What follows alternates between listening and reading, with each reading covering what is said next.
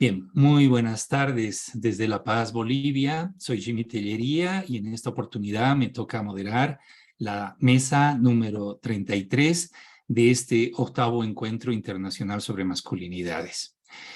El eje temático que conduce toda esta reflexión tiene que ver con las prácticas educativas, programas de intervención y desarrollos metodológicos en el trabajo en masculinidades. Y de manera específica, esta mesa nos convoca a reflexionar experiencias de intervención con hombres autores de violencia en torno a judicialización.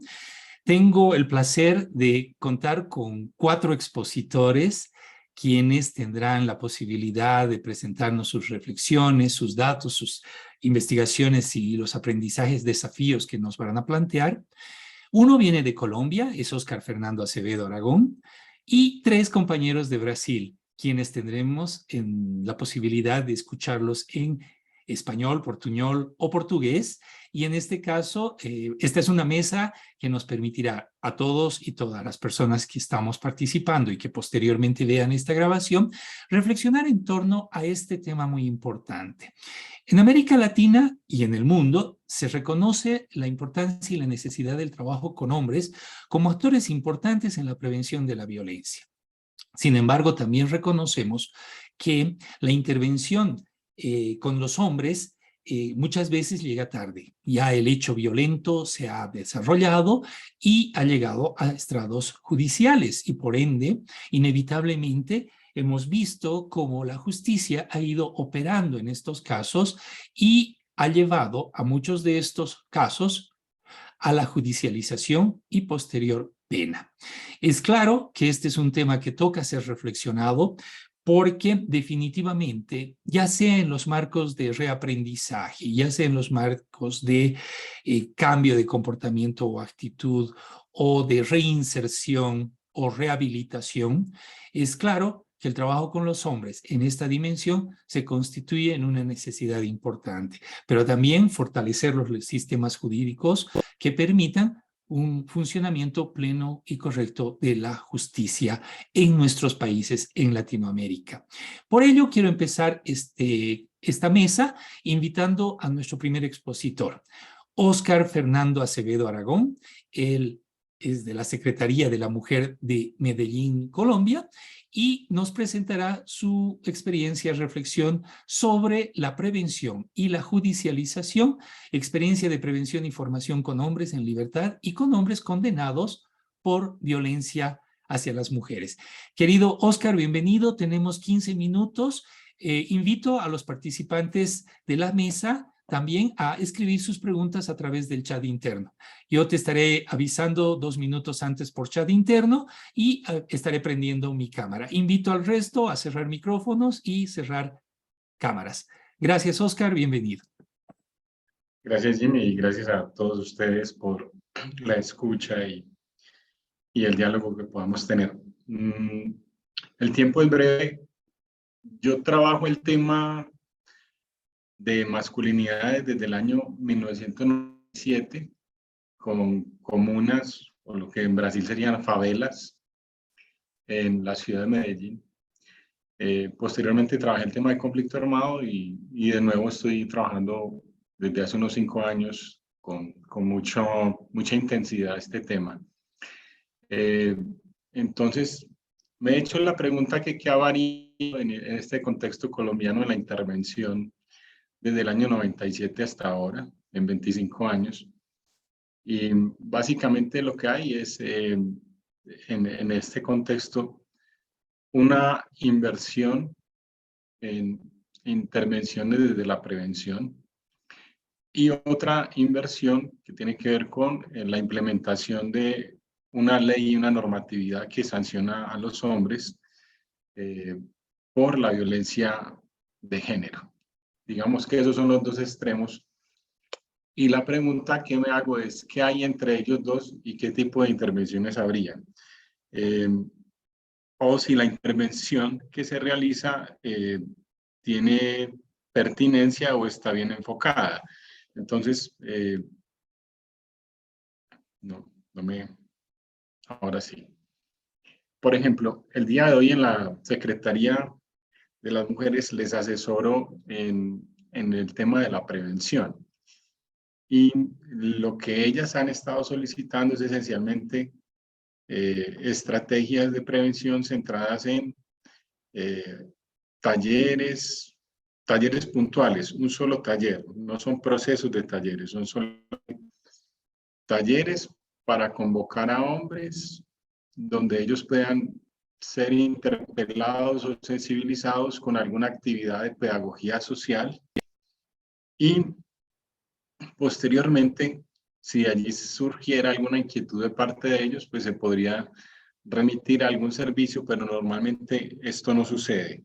Y el otro escenario son campañas que tienen que ver con mensajes desde la alcaldía y la municipalidad. Estas acciones están orientadas fundamentalmente a producir unos indicadores de gestión, una cobertura y un número de hombres.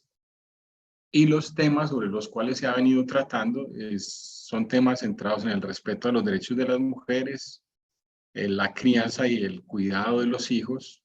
También trabajamos el tema del autocuidado, la prevención de la violencia como forma de relación, la ruptura, la resignificación o la deconstrucción de estereotipos, y especialmente Colombia, el estereotipo del guerrero, que está muy asociado a la violencia dentro de las zonas urbanas. Y ocasionalmente se abordan los temas relacionados con la sexualidad masculina. Entonces hay una especie de menú donde, de acuerdo al requerimiento de la comunidad, o sea una escuela, o sea un escenario de trabajo, o sea las mismas fuerzas militares, ellos piden algún tema de estos y nosotros les decimos que pueden contar con algún asesor o promotor para que haga un taller de 1 hora. Esto es muy precario, porque esto tiene que ver con la capacidad instalada que tiene la administración pública para poder generar recursos e invertir en ello. Y lo segundo tiene que ver con que esto es un componente dentro de una Secretaría de las Mujeres.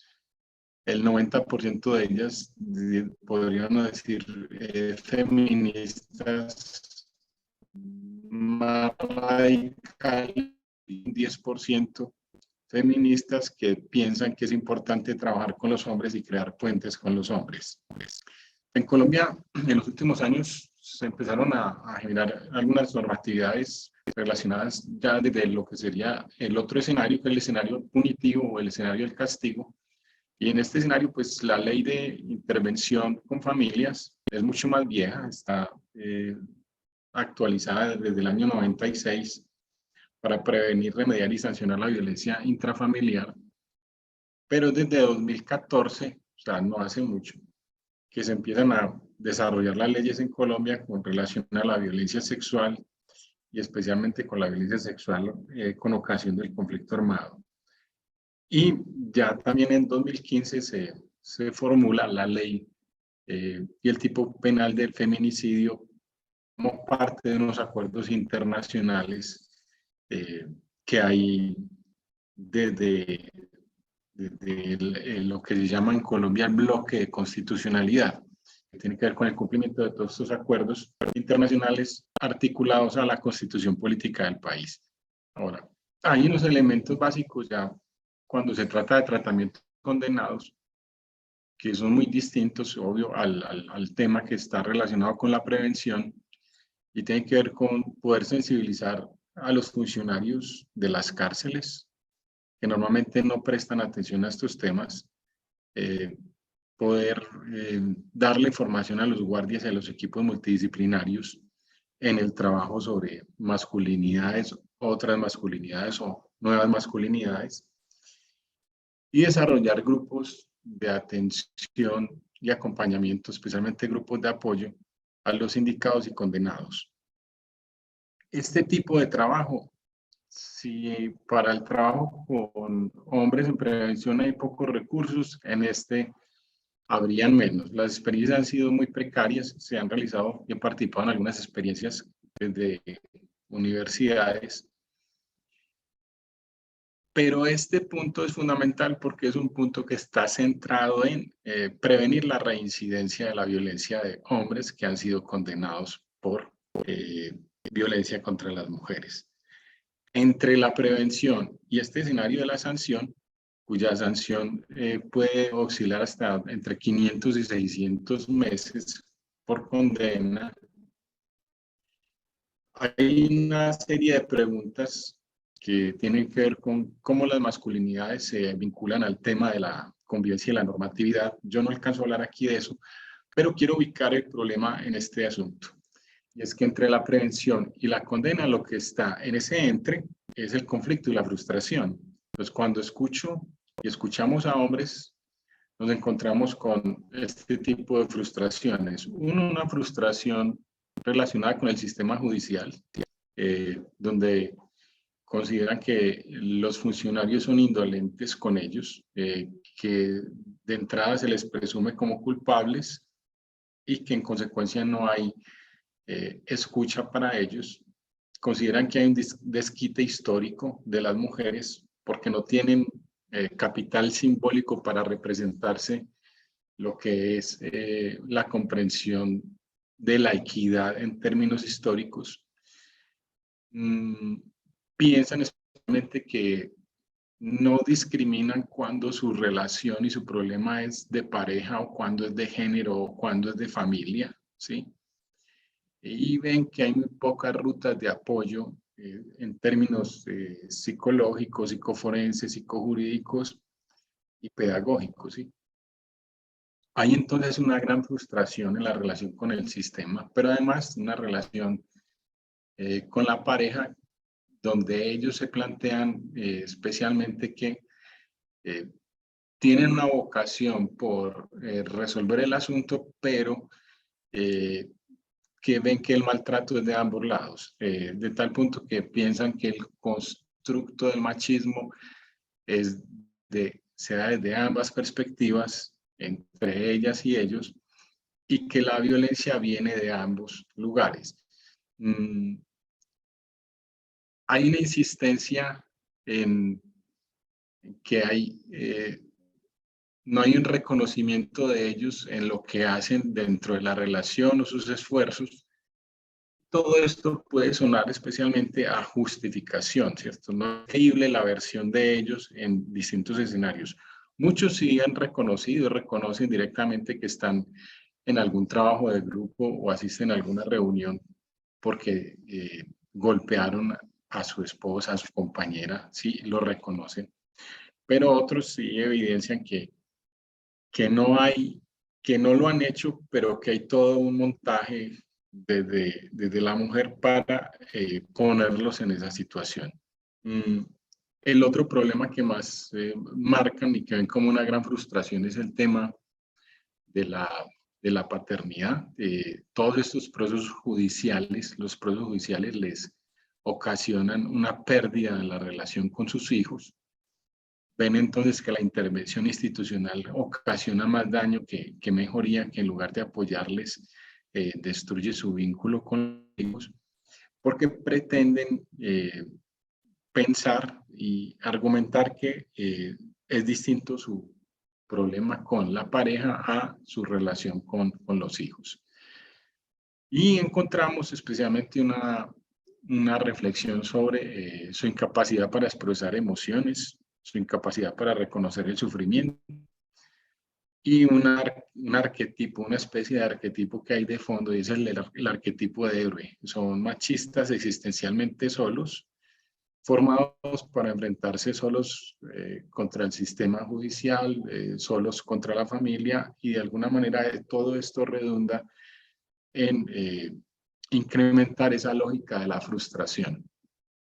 Esa lógica de la frustración está amarrada en consecuencia, no siempre, pero sí muchas veces, a activar mecanismos de agresividad y agresión que conducen entonces a que posiblemente ellos sean tratados desde el sistema penal como tal. Entonces, ¿hay algo de inversión en prevención? No hay casi nada en lo que es la intervención para la no repetición y la reincidencia en la violencia después de ser condenados, Y en este tema que tiene que ver con el conflicto propiamente, encontramos muy poca inversión, por no decir que ninguna. Y ese escenario, entonces, quería mostrarlo especialmente para dar cuenta que parece ser que hay un afán en la prevención en concentrarse en asuntos identitarios del machismo, denunciar estereotipos, pero no hay una prevención centrada en constructos de relaciones, en cómo se relaciona ese machismo con las mujeres, cómo se relaciona con las instituciones, con sus hijos, lo cual hace que la intervención sea muy precaria y muy frágil, muy débil. Hasta ahí dejo, no sé si me pasé de tiempo, si me escucharon, hasta ahí está bien. Oscar, muchísimas gracias. En realidad todavía te quedaba tiempo, así que si deseas complementar algo más, un De minutito. pronto van conversando. Perfecto. Entonces continuaremos después la charla. Muchas gracias a Oscar Acevedo y ahora damos un saltito de Colombia a Brasil y en Brasil nos vamos a quedar con las próximas 3 presentaciones. Te pido, Oscar, que dejes de compartir pantalla, por favor. Muchísimas gracias, Oscar. Y bueno, nos toca ahora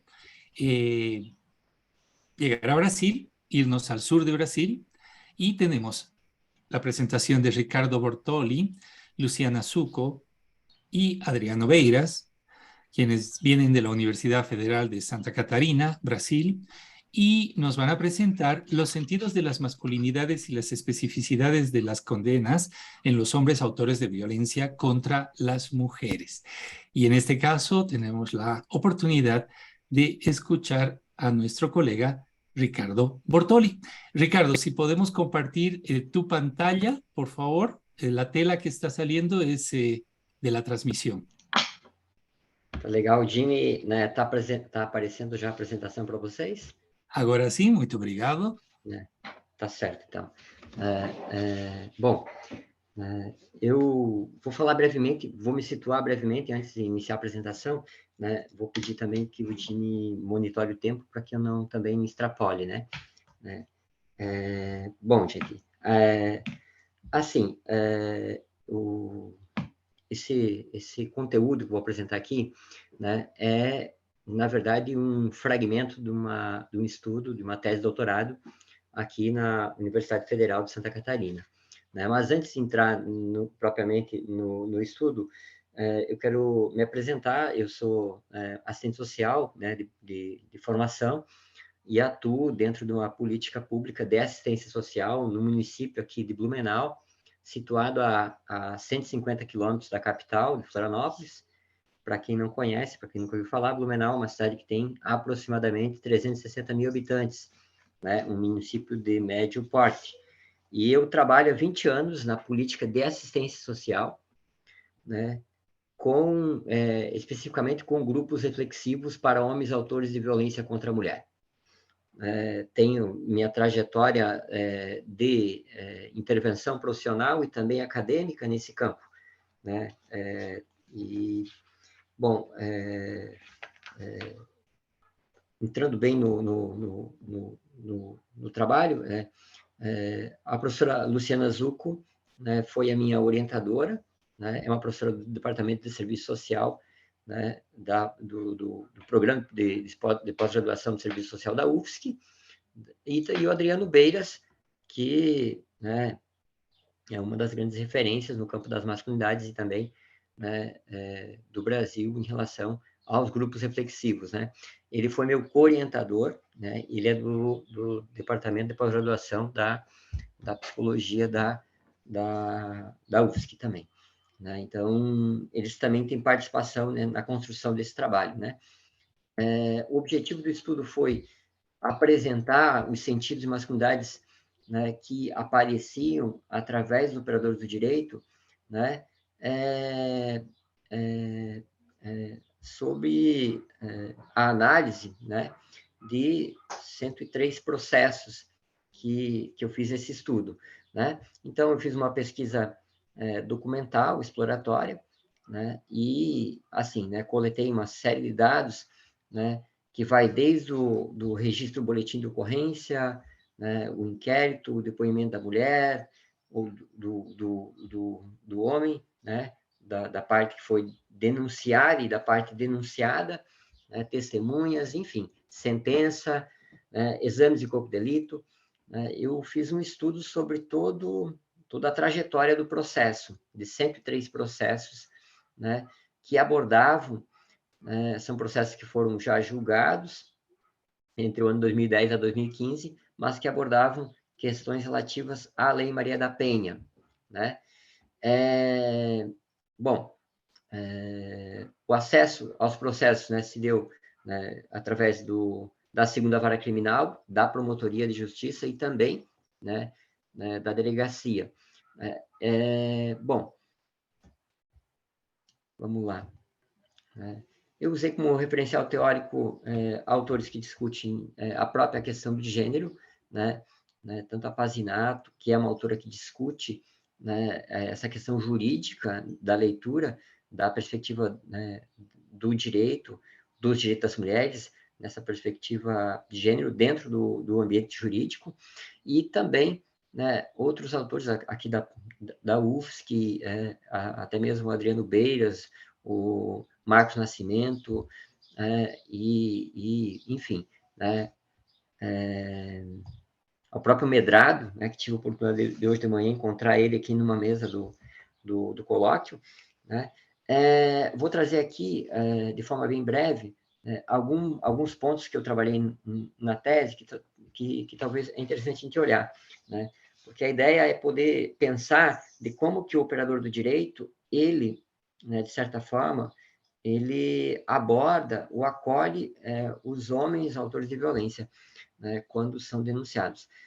Se a gente observar, né, que aproximadamente, né, depoimento dos homens, assim, o tempo, quer dizer, o tempo decorrido entre o registro, o boletim de ocorrência e o depoimento dos homens, né, na delegacia, né,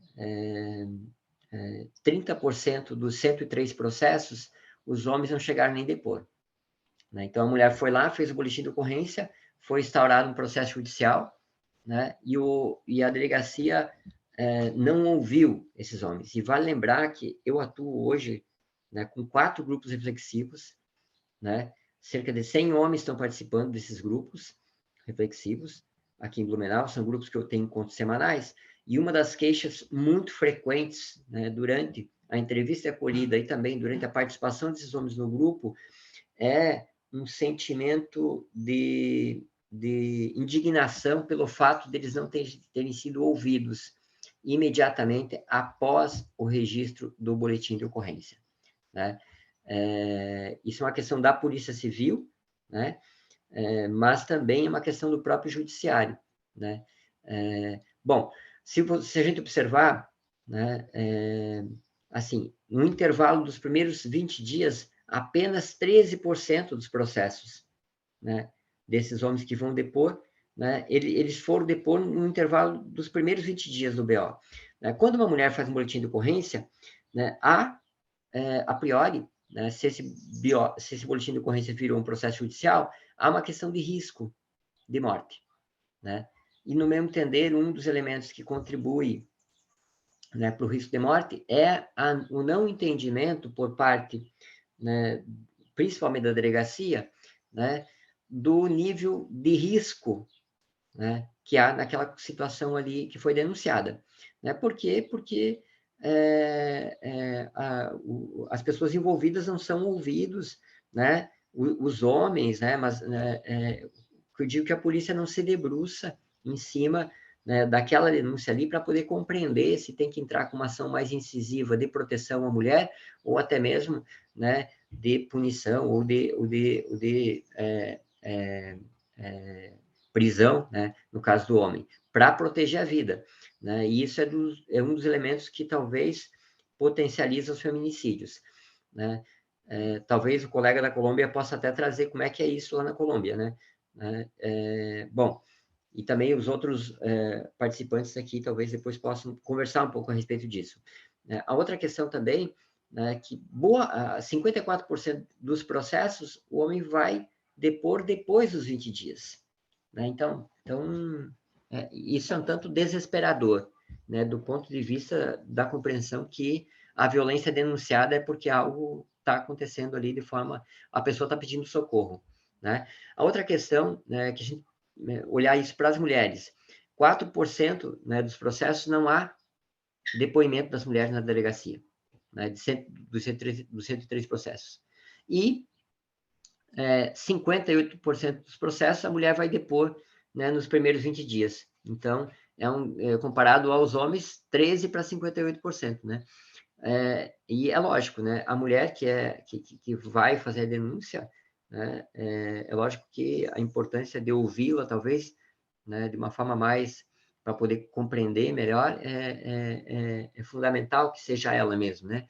Mas isso não significa que os homens também não têm que ser ouvidos, né, com tanta agilidade assim também. Né? E, bom, um dos argumentos utilizados pelo Ministério Público e acatado pelo Judiciário, né, para poder arquivar os processos é o desinteresse da vítima. Né? Então, aqui tem um trecho, por exemplo, consultando os autos especificamente, o termo da audiência, que informou que a vítima não compareceu. Constata-se que ela não tem interesse em ver processado o autor da infração, porquanto, mesmo tendo sido informada, deixou de comparecer à audiência de ratificação. Por esse motivo, demonstrando seu desinteresse na continuidade da demanda e considerando que a ofendida é a maior interessada na eventual aplicação da punição ao autor dos fatos, o Ministério Público requer o arquivamento do presente feito. Né? Então, a palavra desinteresse, né, eu faço uma discussão na minha tese a respeito disso, porque, será que houve um desinteresse da pessoa mesmo que está fazendo denúncia, ou, né, o que está por trás da denúncia? Né? O medo de morrer, o medo de não dar conta da vida sozinha, ou quem sabe se a mulher mudou de telefone, mudou de endereço, né, e talvez, né, não tenha sido acionada para poder comparecer. Quais são as limitações, dificuldades, barreiras que essa mulher passa para chegar até o judiciário 2 ou 3 anos depois, né, da denúncia. Algumas outras questões. Dos 103 processos, né? 4 absolvição, 18 arquivado, apenas 12 o réu foi condenado, foi 47 processos foram extintos por punibilidade, e 11 por improcedência da denúncia, e assim, somando os 11 com os 47, né, dá 58 processos que foram arquivados. Né? Bom, é um dado um tanto, assim, chocante também, né? A soma dos processos arquivados e prescritos chegou a 65% da amostra pesquisada. Né? Então, boa parte, né, das denúncias realizadas, elas não chegam, né, a ser julgadas, tá? De fato. Também, o que se observou, né? Que nesses processos há uma série de questões, né? Como registro, boletim de ocorrência, depoimento, exame de corpo de delito, audiência, parecer da promotora, parecer do judiciário, né? Enfim, esse processo fica tramitando, né? E assim, né, para a sua maioria ser arquivado. É uma questão um tanto complicada, pensando na complexidade que é a violência contra a mulher. Né? Bom, dos registros dos boletins de ocorrência e depoimentos na delegacia, né? Dos 103 processos, 17 processos eles foram ouvidos no mesmo dia do BO, né? Se pensando nos homens, e 17 processos os homens prestaram depoimento após a denúncia no período de 1 a 20 dias. Né? E, assim, né? 29 processos, os homens foram ouvidos entre 21 a 100 dias, e 14 processos, os homens foram ouvidos após 100 dias, né, do registro do BO. Destaca-se que em 30 dos processos, os homens não foram ouvidos. Né? Eu também quero falar para vocês que o que me levou a trabalhar com homens, né, foi em 2003, uma mulher ficou 124 dias numa casa-abrigo com 4 filhos, e quando ela saiu de casa, no mesmo dia, o companheiro dela foi lá e assassinou ela na frente dos filhos. Isso aconteceu 15 dias antes de eu começar a trabalhar aqui em Blumenau. E eu percebi isso e fui olhar o prontuário de atendimento e percebi que não tinham chamado o homem para atendimento nesse serviço da política de assistência, da assistência social.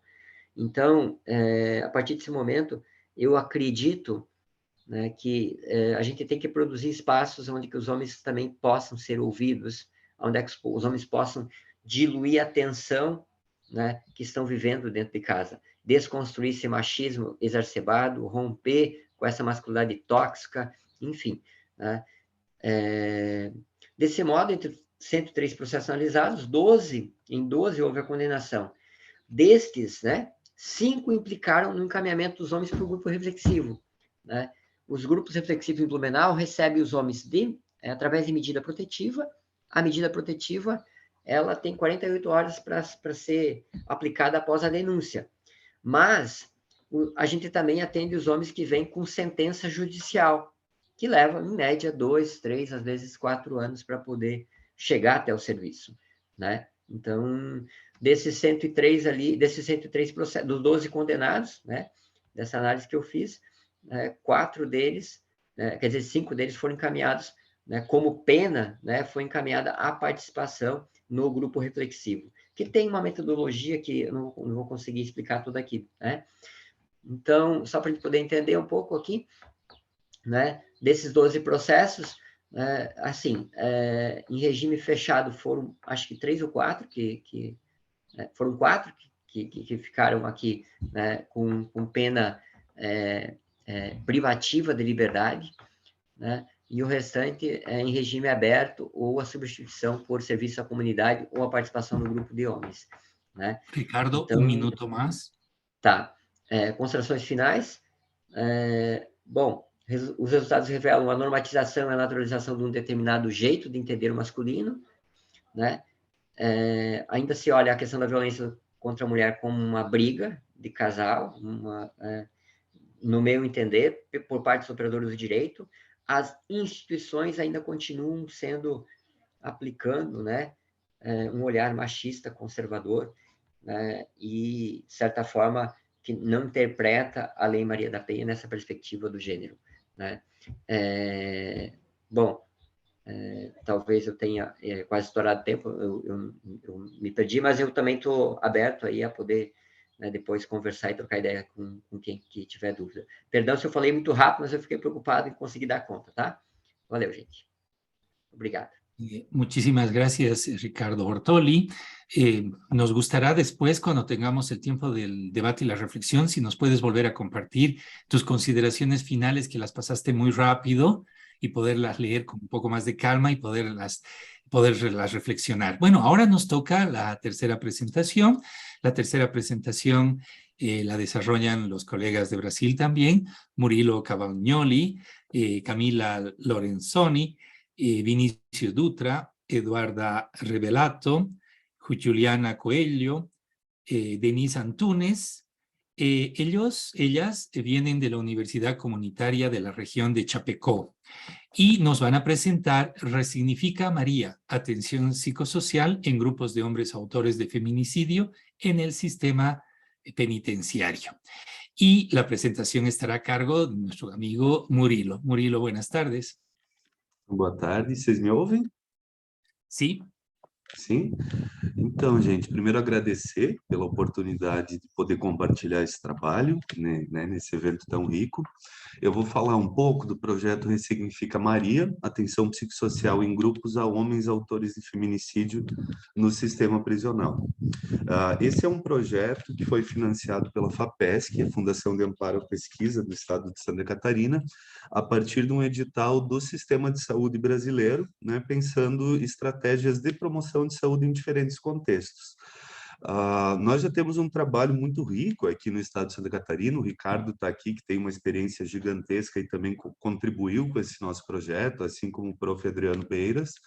Ele é um projeto interinstitucional que envolveu no Chapecó, a FURB, a Universidade do Estado de Santa Catarina, a Universidade Federal de Santa Catarina e a Secretaria de Administração Prisional do Estado. Na verdade, né, a primeira proposição e o título do projeto partiu da própria secretaria. Como a gente está vendo aqui, a violência de gênero é uma problemática gravíssima na América Latina toda e no mundo. Ela é efeito da misoginia, do machismo, né, de uma produção de inconsciente colonial, patriarcal, que subjuga as mulheres de diversas formas, sendo o feminicídio o ápice das violências que podem ser cometidas contra a mulher. Como a gente está num grupo aqui que é internacional, eu resolvi trazer alguns dados iniciais. Então, percebam aqui que no estado de Santa Catarina se mantém um índice de mais ou menos 50 feminicídios por ano, desde 2017 até 2022, e trouxe um outro dado aqui da cidade, da comarca onde eu atuo, que nos mostra que dos homens que se envolveram em situações de violência contra a mulher, houve um número considerável de intervenções judiciais que resultaram em punição, mas me chamou muita atenção esse dado do suicídio e das intervenções psiquiátricas. Ou seja, os homens, quando vivem essa masculinidade hegemônica, sem problematizar essas formas de ser, agir, pensar e atuar através do poder sobre a mulher, sofrem um dano que não é comparável ao dano que isso causa à mulher, mas que precisa, de algum modo, ser amparado para que essa situação possa, no tempo, se transformar. Pensando nesse cenário, a ideia é que não basta atender as mulheres. Os homens também precisam de uma atenção especializada, assim como o Ricardo reforçou agora há pouco, e o projeto Ressignifica Maria, ele propôs recursos teóricos e metodológicos para o desenvolvimento de processos grupais, pensando a atenção psicossocial para autores de feminicídio privados de liberdade no sistema prisional, com dois focos centrais: a ressignificação das relações de gênero e que isso acontecesse de um modo emaranhado ao cuidado em saúde mental e a uma perspectiva de produção de uma vida com mais potência. Por que grupos? Então, os grupos reflexivos têm demonstrado um trabalho muito eficaz nesse sentido. Os grupos permitem a interdisciplinaridade, potencializam a contribuição de diferentes áreas de saúde, oferecem um contexto de encontro onde percepções, modos de ser, sentir, agir, que são vividos principalmente pelos homens de forma muito individual, podem ser transversalizados, problematizados e ressignificados, e permitem a experiência, que toca ao mesmo tempo aspectos afetivos e reflexivos. Para que isso fosse possível no sistema prisional, nós partimos da perspectiva dos grupos reflexivos, entendendo que o sistema prisional é um contexto muito específico, considerando as contribuições do Adriano, do prof. Beiras, do Ricardo Bortoli, dos critérios mínimos para a constituição dos grupos reflexivos em uma perspectiva de gênero, colado, adensado pela perspectiva esquizoanalítica do grupo como dispositivo.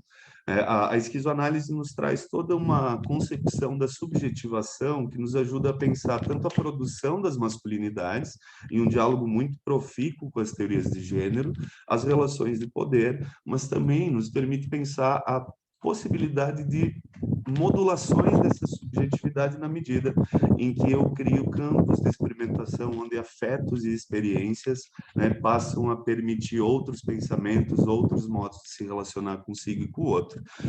Isso se liga também à ideia da formação permanente em saúde e à política nacional de atenção ao homem no sistema prisional, e a nossa proposta nesse trabalho era constituir, de fato, um dispositivo de intervenção adequado a esse cenário, pensado, como diz um teórico da saúde coletiva brasileiro, que é o Emerson Merri, como uma tecnologia leve e dura.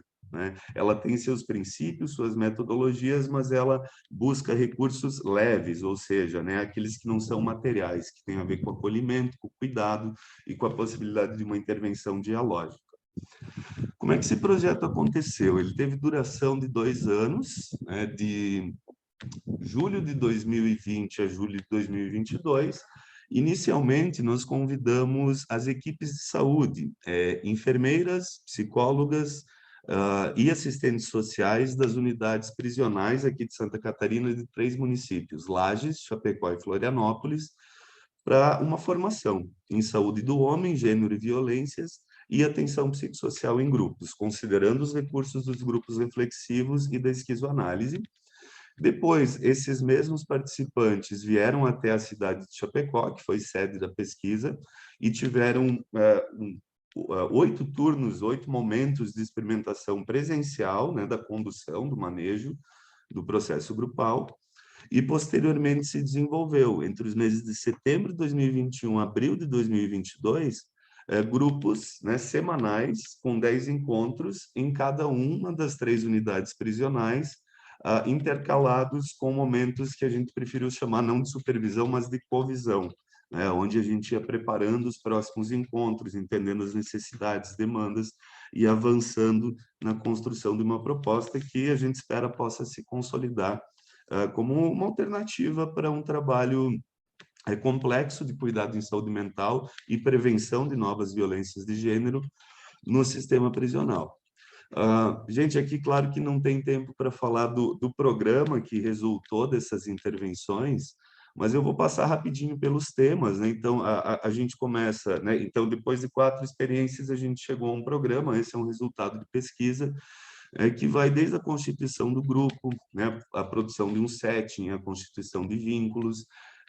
Nesses 3 primeiros encontros, por exemplo, né? A masculinidade, ser homem no sistema prisional, as percepções, sentidos e afetos relacionados às mulheres, nós trabalhamos com a perspectiva reflexiva, mas trouxemos outros elementos que são da esquizoanálise. Nesses 3 primeiros encontros, a fotografia Polaroid, por exemplo, nos ajudou a criar expressões para esses conteúdos e transversalizar as experiências desses homens.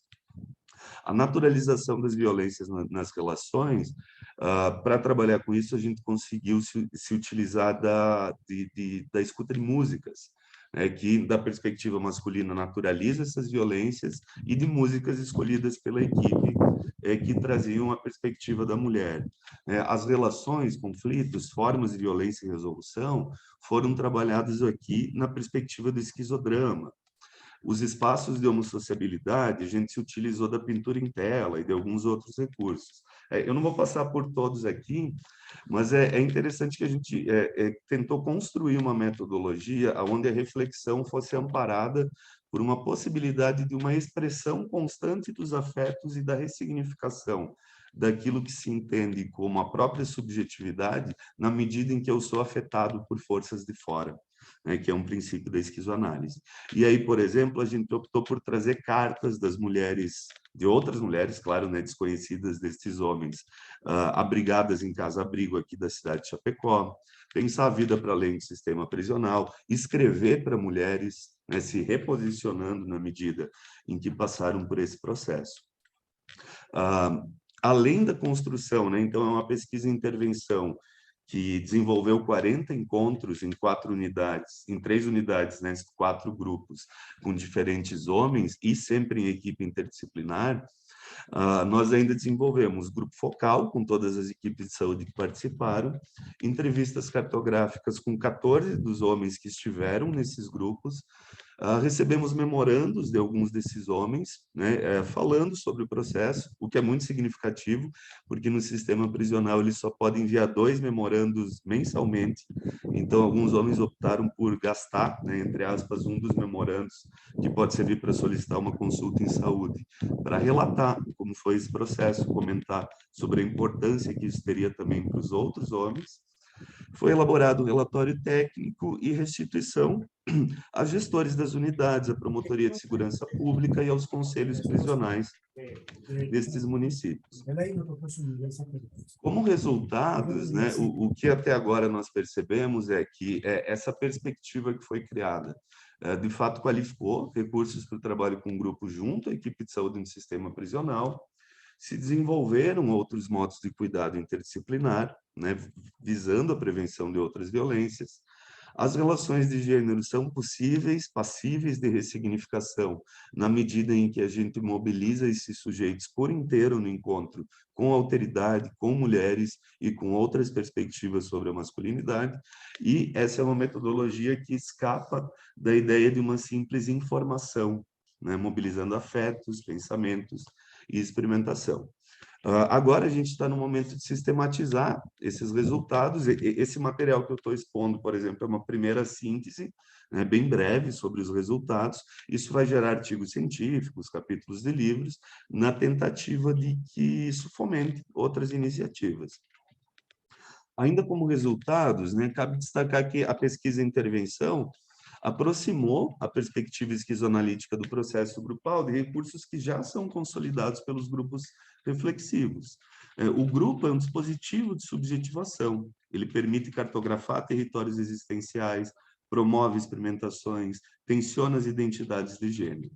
A dialogia, que é muito característica dos grupos reflexivos, é que foi adensada pela experimentação estética, com a fotografia, a pintura, a escrita, a música, a dramatização, e isso impulsionou conexões capazes de transversalizar, de fato, essas experiências, memórias, acontecimentos, pensamentos, de modo a multiplicar vias para que se possa ressignificar as formas de ser.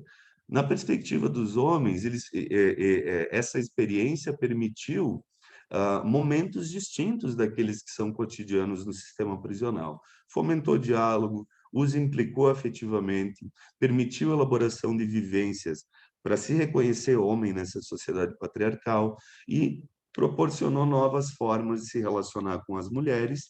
E isso, uma coisa que também é muito interessante, é que muitos homens que não estavam presos por feminicídio ou violência contra a mulher, começaram a procurar as equipes de saúde dessas unidades para poder participar desses grupos também, porque os homens que participaram acabaram, de algum modo, se tornando multiplicadores na medida em que levavam, né, qual era o conteúdo desses encontros para dentro do seu espaço de reclusão. Como conclusão, né, eu posso afirmar que a pesquisa desenvolveu dispositivos de intervenção adequados a esse cenário. A gente identificou efeitos de subjetivação e significação das masculinidades. Essa intersecção, né, entre esquizoanálise, experimentação estética e grupos reflexivos potencializou os movimentos de cada um dos homens participantes. O trabalho interdisciplinar se mostrou de fato necessário, mas aqui já são problemáticas para a gente pensar para o futuro, né? Ele demanda um investimento continuado na gênese de saberes, né? Que de fato sejam saberes transdisciplinares e na qualificação teórica e prática do manejo do processo grupal. E quanto ao sistema prisional, né, durante todo o desenvolvimento desse trabalho, a perspectiva disciplinar e punitivista, né, que orienta muitos dos atores do sistema prisional, criou impasses, gerou boicotes, produziu incompreensões que dificultaram em alguns momentos o desenvolvimento do projeto. Ou seja, esse tipo de atuação no sistema prisional demanda um diálogo institucional muito intenso para que seja possível se pensar em estratégias de cuidado do homem que está apenado, né? Porque a perspectiva é que eles devem pagar da pior forma possível, né? Pelo menos foi isso que eu encontrei nas unidades nas quais eu trabalhei. Temos aqui, já finalizando, né? Esse é o grupo que participou da pesquisa toda. Alguns da Secretaria de Administração Prisional e outros colegas que são acadêmicos, pesquisadores, professores da UDESC, da UNO-Chapecó, da UFSC e da FURB, entre eles o querido Ricardo Bortoli, que está aqui compartilhando também sua experiência conosco. É isso, pessoal. Agradeço. Muito obrigado, Murilo. Muy importante e interesantísima la presentación. Muchas gracias por compartir esta experiencia allá del sur en Brasil. Continuamos en Brasil y vamos a presentar al siguiente equipo investigador, quien es constituido por Juliane Chagas, brasilino, y Jorge Ederson Costa. Ellos vienen de la UPE. Y el tema que nos van a presentar está nombrado como Atención a hombres autores de violencia y políticas públicas, lugares imposibles.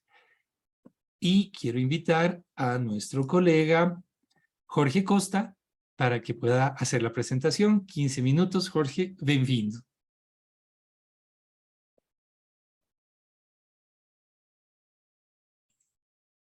Boa tarde a todos.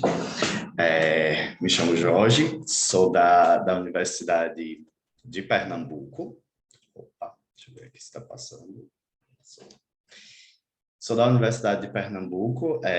Para quem não sabe, a Universidade de Pernambuco fica no agreste de Pernambuco, a universidade se situa e Pernambuco fica na parte do nordeste do Brasil. Eu sou membro de um núcleo, né? Sou acadêmico de psicologia, então faço parte de um núcleo chamado de NUERGS, que é um núcleo de estudos em gênero e sexualidade, sobre a orientação da professora Juliane Brasilino.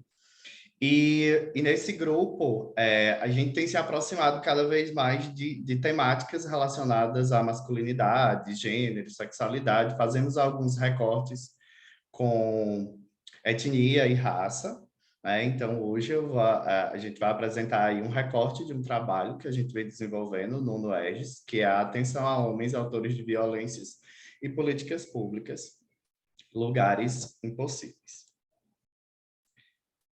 Aqui nós temos mais ou menos um roteiro do que eu vou apresentar para vocês. O trabalho ele se propõe, ele tem como objetivo discutir os avanços e desafios na prevenção de violência de gênero, especialmente assim no que toca a atenção a esses autores de violência pelas políticas públicas, como as políticas públicas veem esses autores de violência.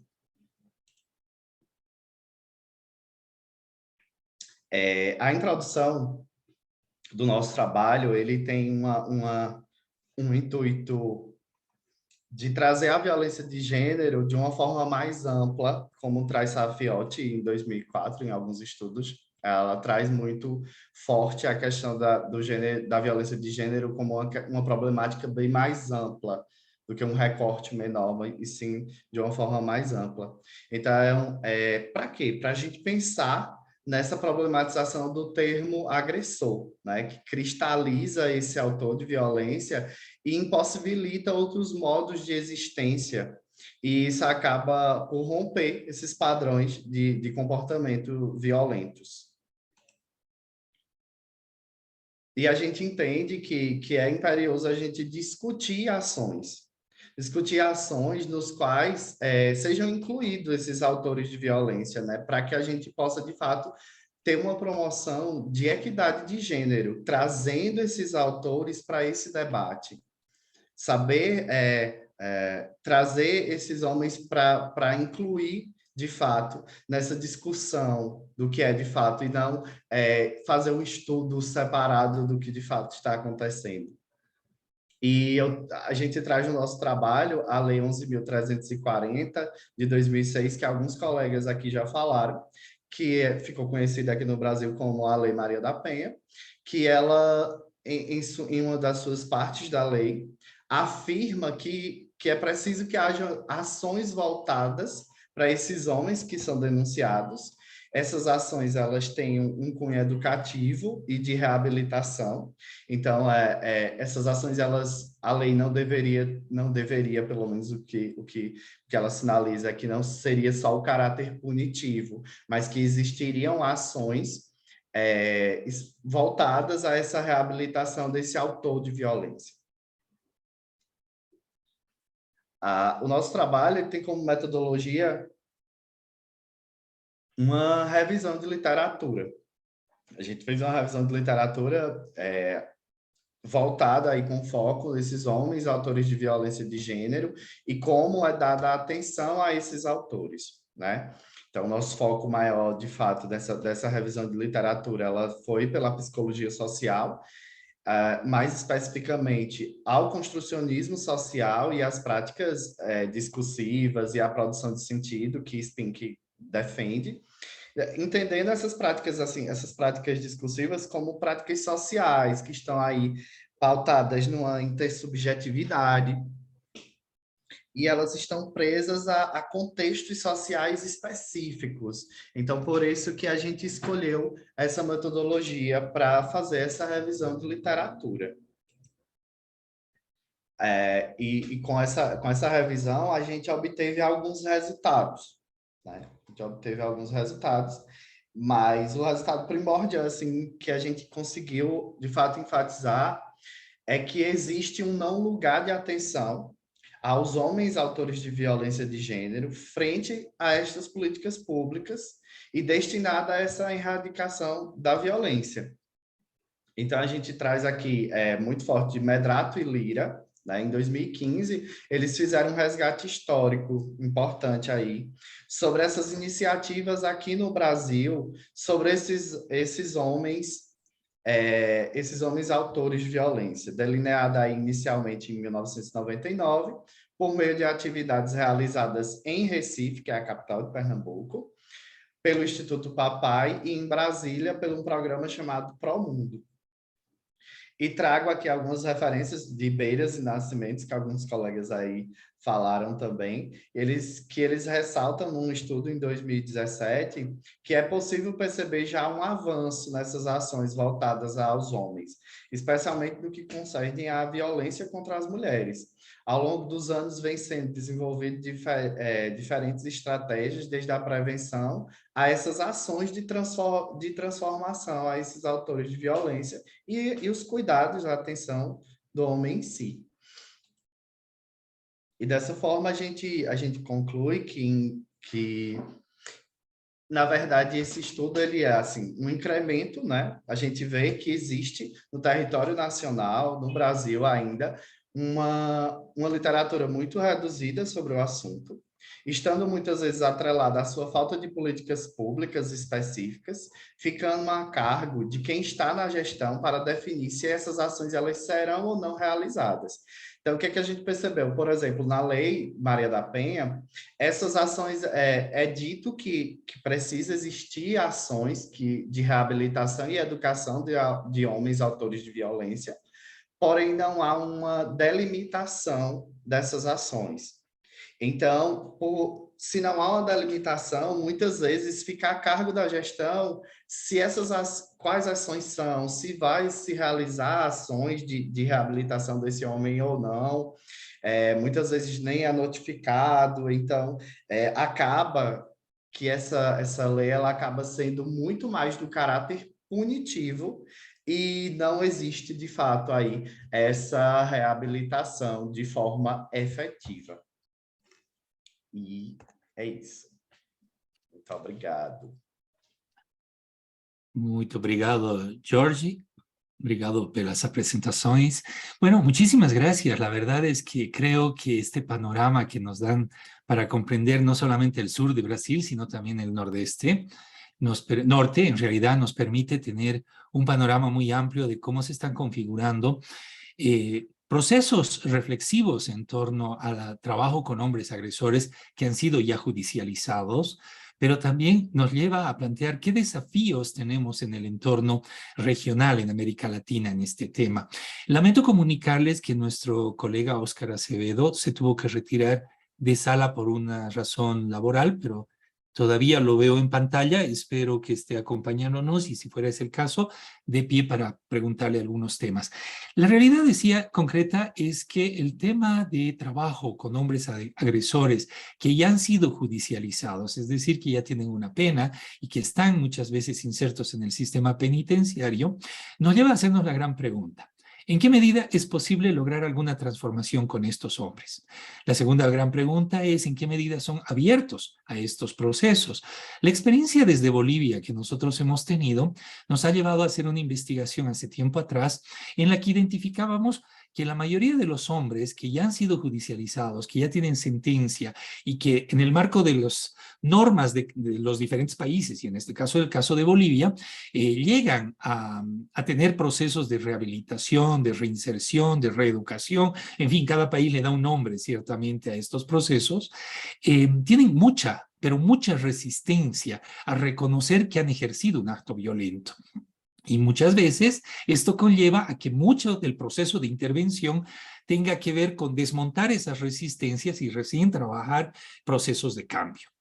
Está claro también que aquellos hombres que han ejercido violencia por primera vez también pueden mostrar menores resistencias a poder hacer procesos reflexivos o críticos en torno al tema, y aquellos que ya lo han hecho varias veces y que en el caso particular, por lo menos de Bolivia y me imagino de varios países de la región latinoamericana, que saben que el sistema legal no funciona en estos temas, perfectamente pueden evadir estos procesos reflexivos, críticos, y ahí surge una otra pregunta también importante que pongo en la mesa, que me lleva a ser muy sospechoso de estos procesos, es el tema concreto y que tiene que ver con los propios procesos de intervención. Hay metodologías diversas, hay enfoques diversos. Y también hay una mercantilización que se está dando en este tema. No sé cómo va en el caso de Brasil de manera específica, pero por ejemplo, en Bolivia, son instituciones privadas las que están llevando adelante estos procesos de rehabilitación o trabajo con hombres. Y no necesariamente lo están haciendo con un enfoque que vaya en una mirada de masculinidades, por ejemplo, ¿no? En muchos casos, ahí queda la duda, si es suficiente ser terapeuta para hacer este tipo de trabajos o se necesita gente formada en masculinidades también. Como verán ustedes, este es un tema tremendamente amplio para el debate y la discusión y que gracias a Ricardo, George y Murilo y también a Oscar se puso en la mesa. Y quiero dar pie a nuestros invitados, participantes de la sala, a que podamos hacer un ejercicio de diálogo. Para esto voy a pedir a Control Central, a Jimmy, mi tocayo que está en Ecuador, a que habilite los micrófonos para que la gente pueda preguntar, compartir su reflexión y también los expositores ampliar los temas que han presentado en la mesa. Entonces, tengo la mano levantada de Ricardo. Ricardo, te damos la palabra. Sim. Então, se me permite, Jimmy, né, e demais colegas, é um prazer estar aqui com vocês, né, com o Murilo, enfim, né, a gente fica um pouco ansioso, eu sou mais ansioso na apresentação, então falo muito rápido, enfim, mas também eu tenho algumas questões para trazer, né, e problematizando um pouco do que já o Jimmy trouxe, talvez o Murilo, que eu sei, que eu conheço, né, e a gente já trabalhou nos projetos juntos. Assim, né? Primeiro, né? Eu não tenho nenhuma dúvida, eu trabalho com homens autores de violência há 20 anos, numa política pública de assistência social, que faz parte do tripé da Seguridade Social, tá? Aqui, né? No estado de Santa Catarina, né? E no município aqui de Blumenau. Assim, não tenho nenhuma dúvida, né? Que antes da gente pensar se é possível não trabalhar com homens autores de violência, tem que compreender qual é a concepção de violência que a gente está discutindo aqui, tá? Essa violência denunciada, tá? Qual é a base que estrutura o machismo? Qual é a base que estrutura a masculinidade hegemônica, a masculinidade tóxica, né?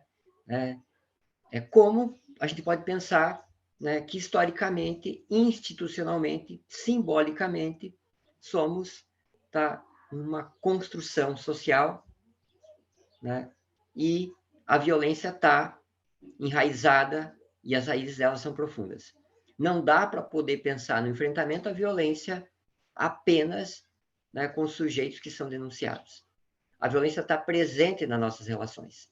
O machismo está presente, subjetivamente.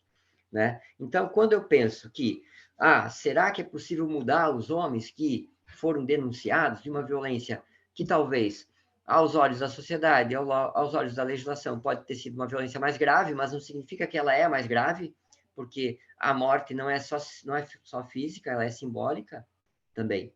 Né? O machismo mata a mulher por dentro. Quando as mulheres são silenciadas, as mulheres morrem por dentro.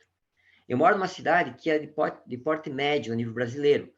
Tá? De 15 vereadores, temos 2 mulheres. Não é possível pensar que há equidade, né, desta forma. Nós, homens, não podemos falar pelas mulheres. Né? Discutir violência é também discutir a forma como a sociedade está estruturada. Né? E aí, cabe também poder pensar nas interseccionalidades. Né? Inclusive, esse trabalho direcionado aos homens autores de violência que sofrem denúncias na delegacia, que estão respondendo a denúncia da delegacia, seja através da medida protetiva, que é uma ação imediata prevista na Lei Maria da Penha, ou seja, num processo, né, julgado, através de uma sentença, é necessário pensar que só é possível produzir gatilhos reflexivos com esse sujeito, eu digo reflexivo, né? E não na questão de reabilitar. Porque como é que a gente vai reabilitar alguém que foi desabilitado? Afinal de contas, a gente foi construído nesse meio, né? E também não vamos ensiná-los e nem conscientizá-los, porque nós não temos essa capacidade, né? Isso tem a ver com uma questão teórica, que é um olhar construcionista e também através de um olhar vinculado à educação popular, né? Assim, outra questão que eu queria poder pensar, né, só para poder já ir fechando, para não me estender muito, né, e também ouvir vocês, né, é que, apesar, né, de haver esse processo de judicialização, tá, a legislação é extremamente importante. Aqui em Santa Catarina, a gente está mobilizado, né, Murilo, num projeto de lei, né, para poder normatizar os grupos reflexivos, né? Assim, tem que ter um número mínimo de encontros, né? Os profissionais têm que ter uma leitura de gênero, né? Assim, eu brigo o tempo inteiro, sabe o que é, Jimmy? Eu brigo o tempo inteiro pelo Brasil afora, né? Que essa demanda é uma demanda da política pública, né? Abordada pelo Jorge aqui, né? Assim, até que ponto a política pública está executando o serviço de atendimento ao homem, né? Nem a política de saúde, que tem uma política definida já, né? É um faz de conta que faz. De fato, a gente está engatinhando, mas eu fico muito feliz, eu fico muito maravilhado, assim. Hoje de manhã eu estava participando de um outro grupo, que estava o Beiras, estava o Marcos Nascimento, estava o Medrado, né?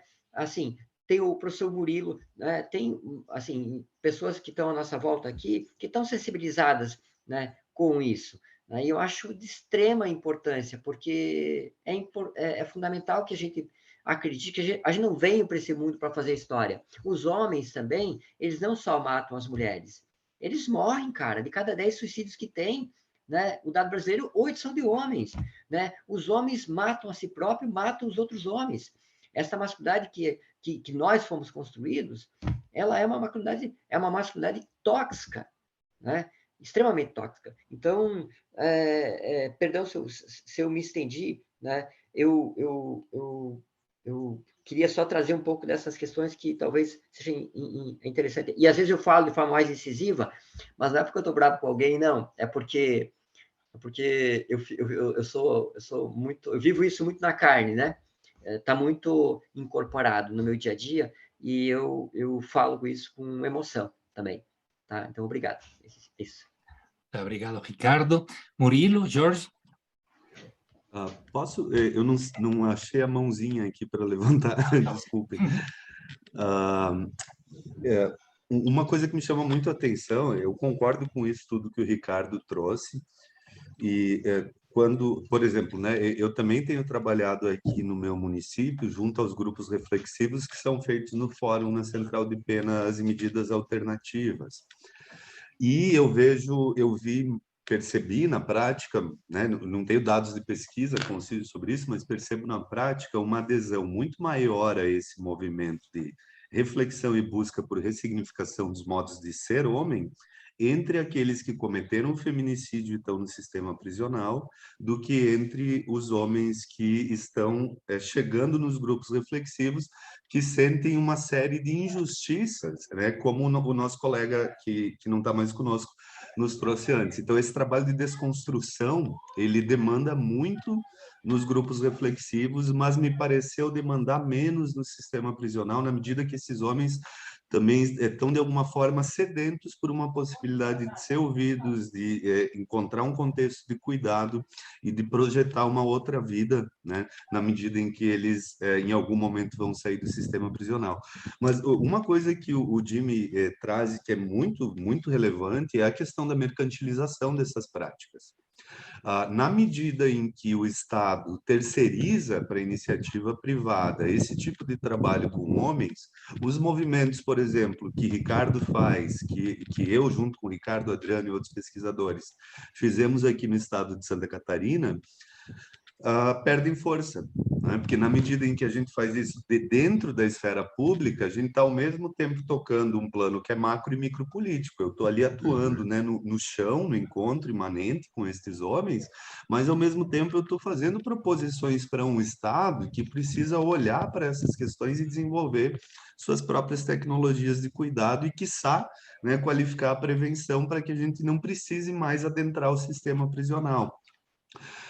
E essa mercantilização muito sobre um modo de subjetivação capitalista que está muito atrelado à colonialidade e à masculinidade que a gente enfrenta na América Latina desde o século XV. Ou seja, tudo aquilo que surge como uma alternativa de experiências mais humanizadas, mais capazes de produzir transformação em torno dessas identidades rígidas, é rapidamente capturada pelo capital e comercializada. E aí a gente começa a ver grupos falando, por exemplo, da sagrada masculinidade, né, que escapa totalmente de qualquer perspectiva que poderia produzir transformações nas relações de gênero. Então, Jimmy, eu queria só destacar isso, né, porque eu acho que é uma problemática seríssima, né, que precisa ser posta politicamente no embate para que o Estado assuma o seu dever, né, de proteger as mulheres e de produzir qualidade de vida para os homens. Muito obrigado, Murilo. Jorge?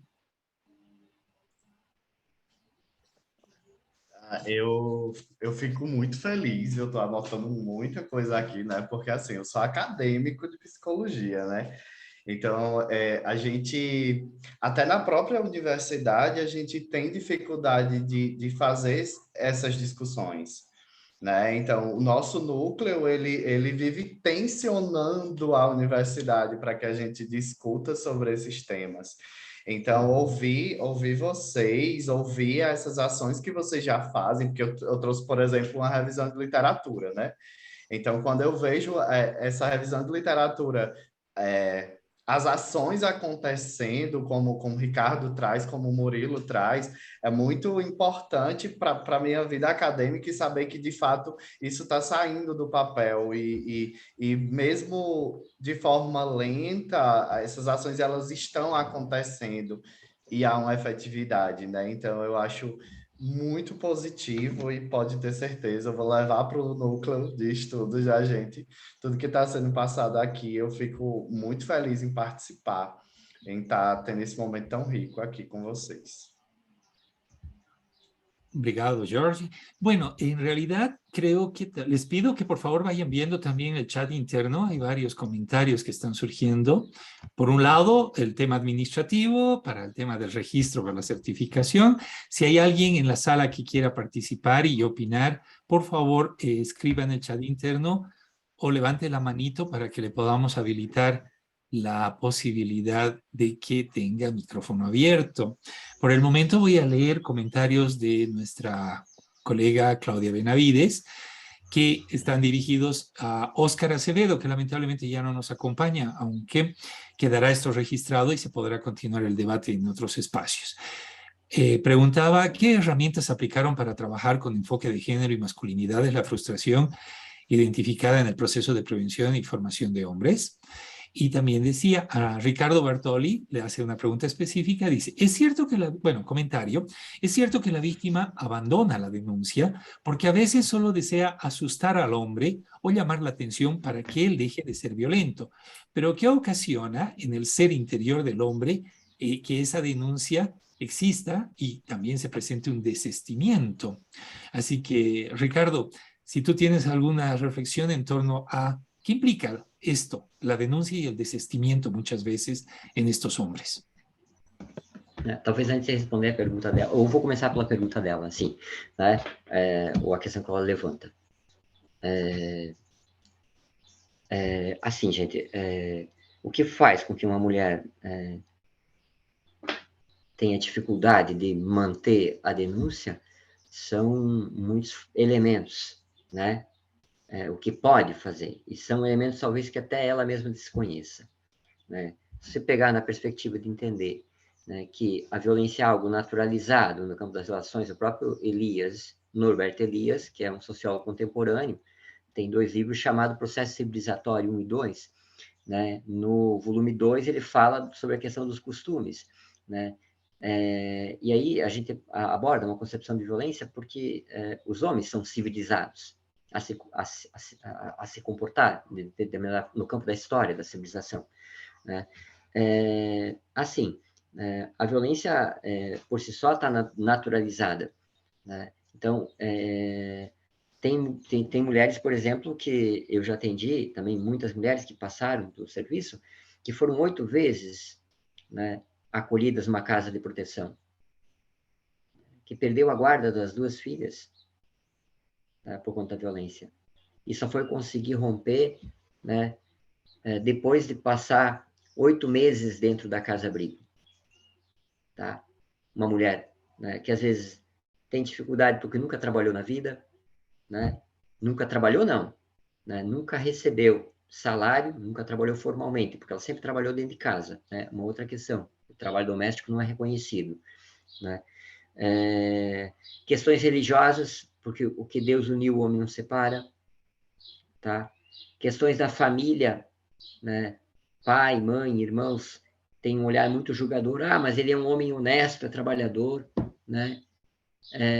E, assim, são muitos os elementos que contribuem, né, para que uma mulher não toque adiante um processo ou para que ela nem mesmo denuncie.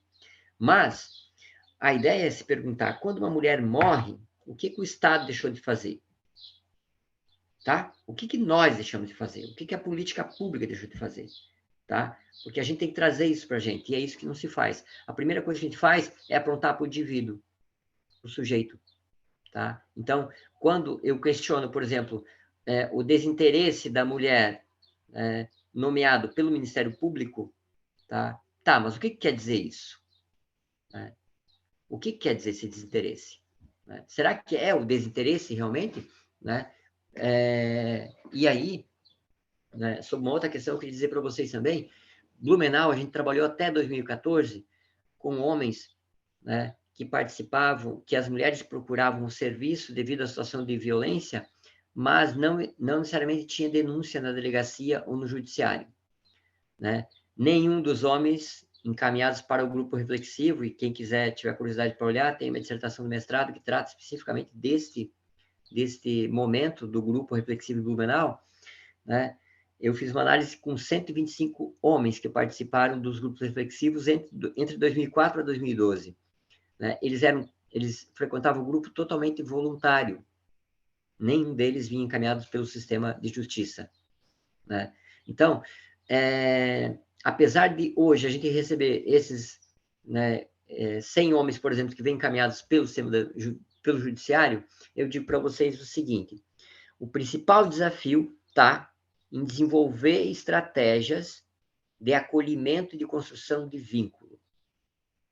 Não há como trabalhar o machismo, como trabalhar a masculinidade tóxica, como trabalhar, né, as questões que enraizam a violência contra a mulher, se não produzimos uma relação de vínculo. Para isso, tem diversos autores, né, que trabalham. Tem a questão da esquizoanálise, por exemplo, né, que e aí o Murilo talvez possa esclarecer melhor, né, que pode ser utilizado no manuseio das práticas grupais e que facilita a relação do diálogo.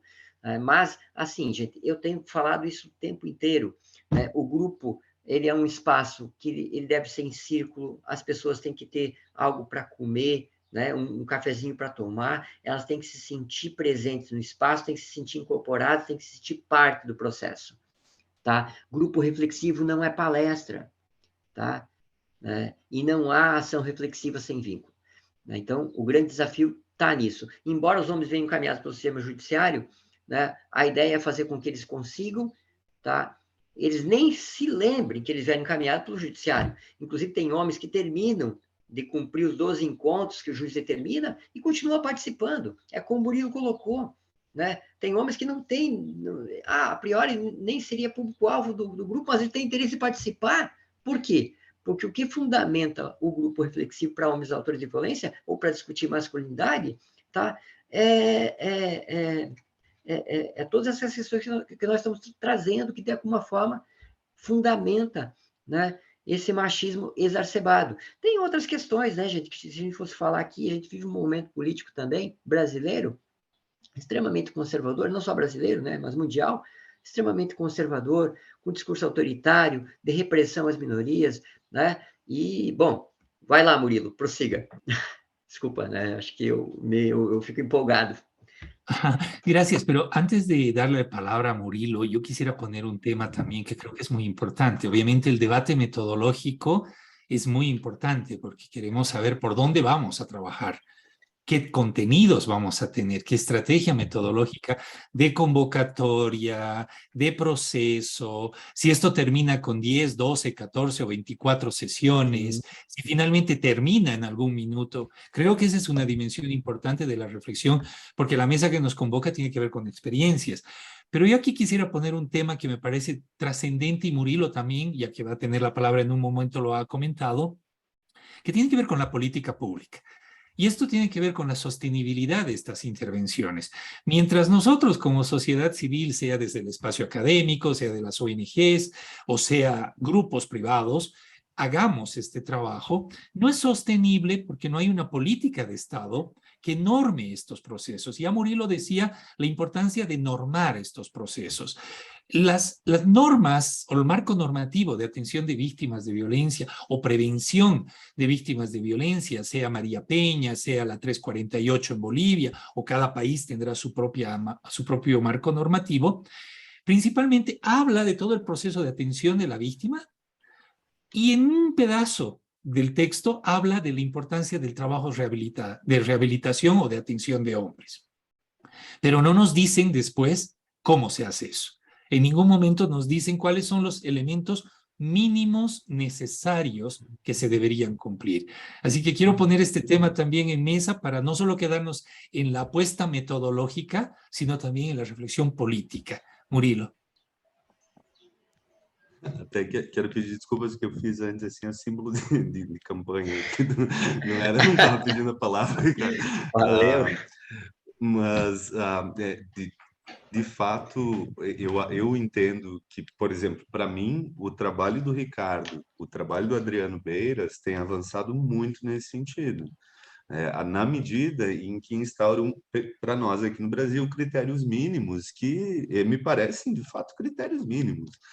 Se eu não me engano, né, Ricardo, a ideia de 12 encontros, numa perspectiva de gênero, que permita esses processos reflexivos de uma forma horizontalizada, partindo da experiência desse sujeito, com um setting, né, um ethos ali que consiga produzir vínculo, acolhimento e cuidado, sem deixar de problematizar as violências e aquilo que causa um dano ao próprio homem.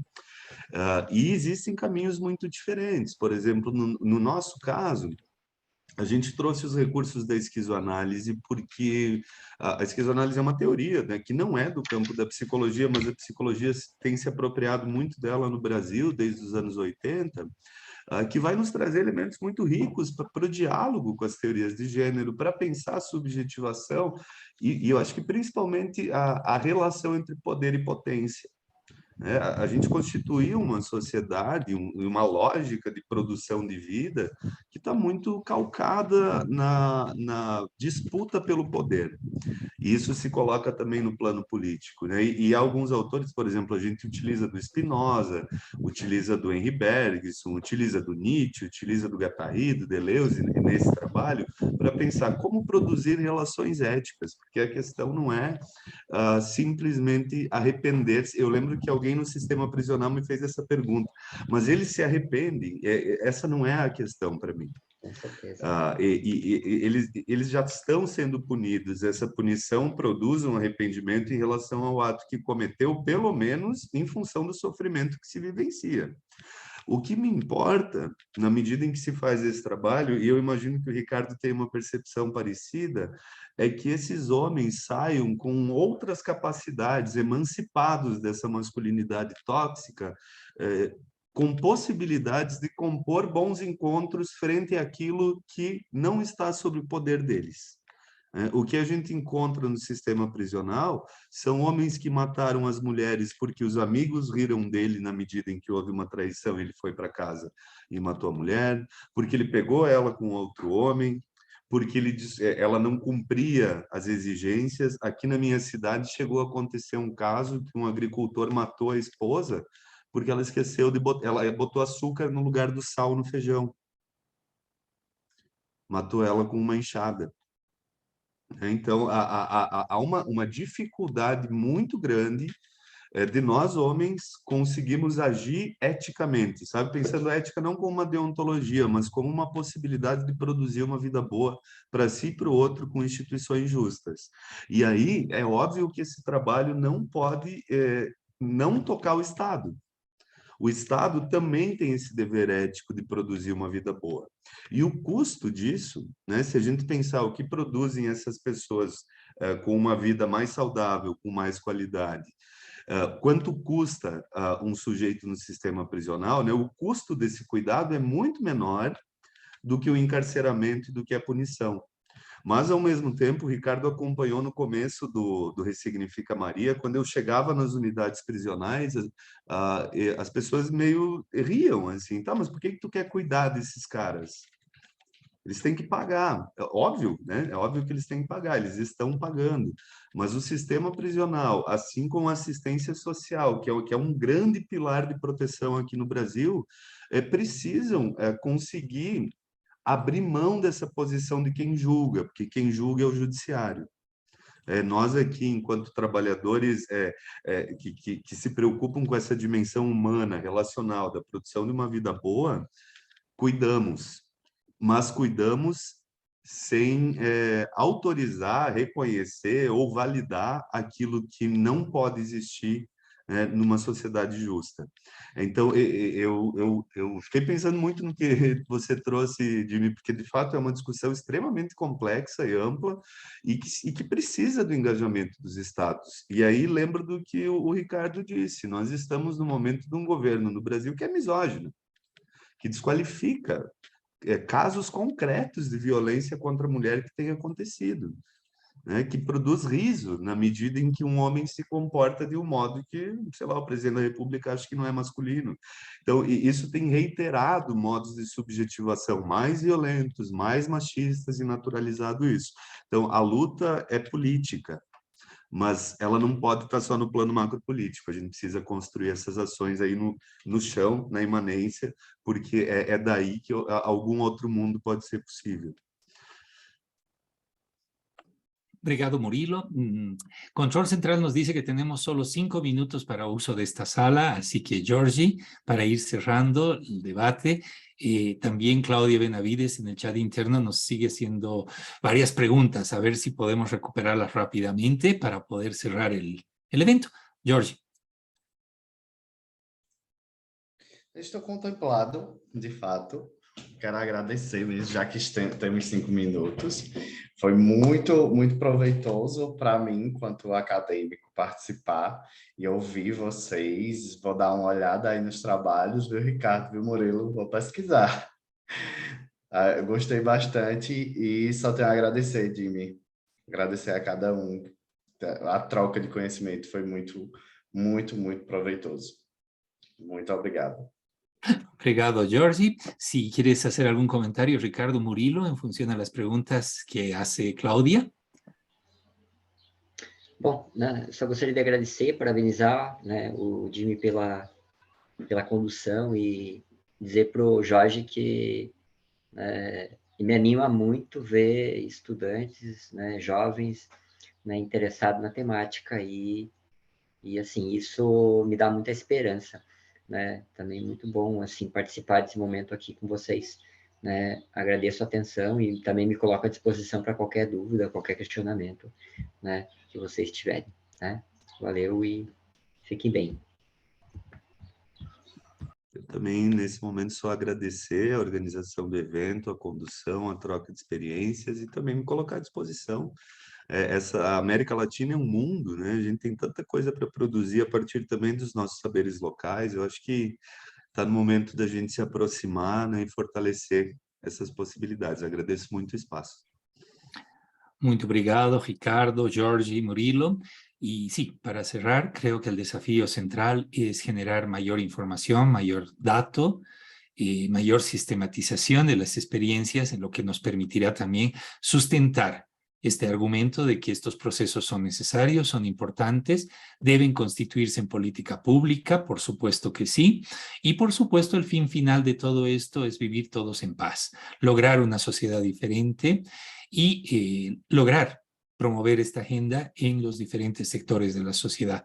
Tremendo trabajo que nos tocará porque tenemos que convencer estructuras patriarcales, machistas, que no les interesa mucho esta temática. Pero ahí estamos como colectivo. Muchísimas gracias a las personas que participaron también asistiendo a este evento, Gustavo, Tassiane, y otras personas que se fueron saliendo, y a Claudia por haber hecho tan dinámico el chat con sus comentarios y preguntas. Agradecerles a cada uno por haber estado con nosotros y cerramos la mesa 33 en el marco de las reflexiones de experiencias de intervención con hombres autores de violencia en los entornos de judicialización. Y por supuesto, invitarles a que continúen acompañándonos en el 8º encuentro y puedan ver los diferentes paneles y actividades que hay. Un abrazo, buenas tardes.